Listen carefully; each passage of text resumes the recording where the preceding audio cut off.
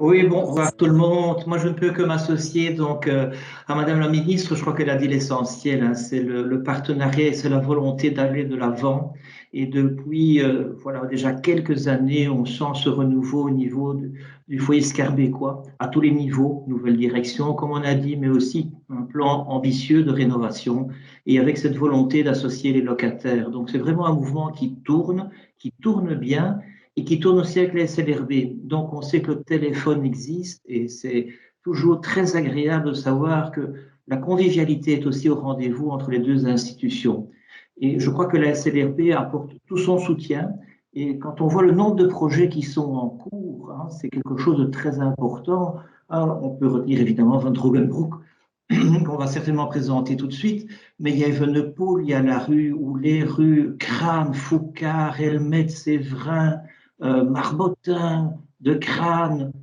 Donc c'est vrai qu'il y a énormément de chantiers qui sont en chantier justement et que ça permet de rassurer évidemment par rapport à la qualité qu'on veut donner aux habitants au niveau de leur vie quotidienne, certainement dans une période de crise où tout le monde se sent quand même très malheureux et très faible. Et la solidarité n'est pas un vain mot, on l'a souligné, et je crois que c'est cet ensemble-là qui fait aussi la force du logement social sur Bruxelles. On est proche l'un de l'autre, on est avec les autres et on est à l'écoute des autres, à tous les niveaux, depuis la ministre jusqu'au simple locataire ou au candidat locataire. Et je crois que Bruxelles doit être fière de ce mouvement, vraiment de ce mouvement qui est participatif et qui permet d'associer les forces vives de la région par rapport aux demandes du citoyen. Le citoyen ne demande pas nécessairement beaucoup. Parfois, je crois qu'on a tendance à exagérer. Le citoyen souhaite un toit, bien sûr, et il souhaite des investissements, il souhaite cette ville à 5 minutes ou à 10 minutes, mais il est tout à fait raisonnable dans ses demandes. Aujourd'hui, on sent que la crise ne fait que croître et embellir. Nos listes d'attente sont franchement pour nous difficiles à encaisser parce que vraiment la misère, elle est là, elle est présente dans nos rues, on la sent, on la palpe, et c'est souvent une difficulté pour notre personnel et certainement pour le personnel de proximité que sont les concierges, bien sûr, ou tout le personnel ouvrier. On voit vraiment la difficulté des gens à se loger, à bien se loger. Mais quand on veut rénover, et je crois que c'est le départ évidemment de toute notre action publique, on doit bien sûr penser à augmenter le parc. Et ça ne peut se faire qu'avec un discours rassurant sur les rénovations.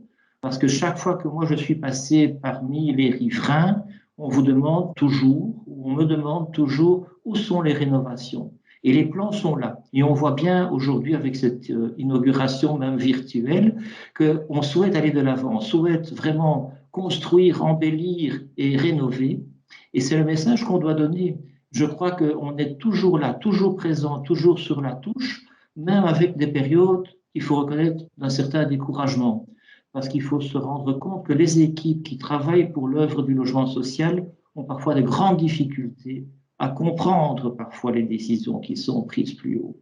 Et on doit les rassurer, on doit démontrer qu'on est là pour justement assumer ces tâches et que les objectifs sont des objectifs qui sont nobles. Quand on voit au niveau de la SLRB le taux d'engouement pour les missions, eh bien, on est sur du 85%. Vraiment, notre personnel croit dans le logement social. Et je crois qu'au niveau des sociétés, c'est exactement la même chose qui se passe. Il y a un effet vraiment de boule de neige, mais dans le bon sens du terme.